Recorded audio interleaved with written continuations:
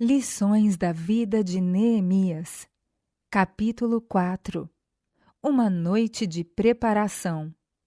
As cartas reais aos governadores das províncias, ao longo de seu itinerário, conseguiram para Neemias recepção honrosa e pronto auxílio. E inimigo algum ousou molestar o oficial que se achava protegido pelo poder do rei persa, e era tratado com notável consideração pelos regentes provinciais. A viagem de Neemias decorreu segura e próspera. Sua chegada a Jerusalém, entretanto, acompanhado de uma guarda militar, mostrando que viera no desempenho de alguma missão importante, despertou o ciúme e ódio dos inimigos de Israel. As tribos pagãs estabelecidas perto de Jerusalém haviam anteriormente nutrido inimizade contra os judeus, acumulando sobre eles todo tipo de insulto e injúria que ousavam infligir-lhes. Destacaram-se nessa má obra certos chefes dessas tribos: Sambalá, o Horonita, Tobias, o Amonita, e Gesem, o arábio.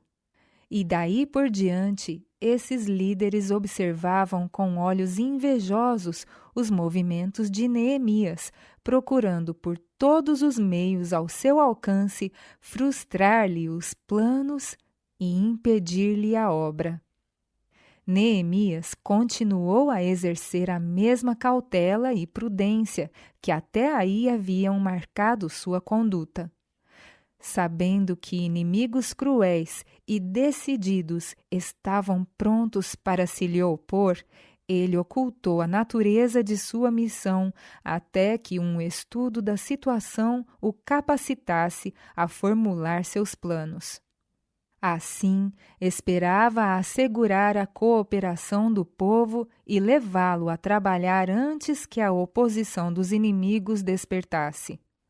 Neemias havia sido altamente honrado por Deus e se lhe haviam confiado grandes responsabilidades, mas nem por isso presumiu que podia agir de maneira independente e autossuficiente.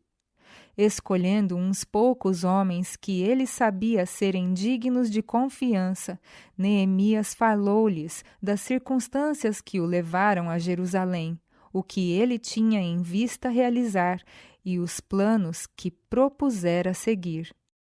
O interesse deles na tarefa foi assegurado imediatamente, bem assim sua assistência. Na terceira noite, depois de sua chegada, Neemias se levantou de noite e, com alguns companheiros fiéis, saiu para ver com os próprios olhos a desolação de Jerusalém. Montando em seu animal, passou de uma a outra parte da cidade, contemplando os muros arruinados e as portas da cidade de seus pais. Dolorosas reflexões encheram o espírito do patriota judeu. Lembranças da passada grandeza de Israel vinham-lhe à mente em vívido contraste com as evidências de sua humilhação. Por ter ela desrespeitado a palavra de Deus, rejeitado a reprovação e se recusado a corrigir seus caminhos, havia sido deixada sem poder e honra entre as nações. O povo por quem Deus havia operado tão maravilhosamente brincou com seus privilégios, desprezou seus conselhos e uniu-se a seus inimigos até que ele retirou deles sua presença e proteção especiais. Com o coração tomado de dor, o visitante que de longe viera contemplou as arruinadas defesas de sua amada Jerusalém. E não é assim que os anjos do céu inspecionam a condição da Igreja de Cristo?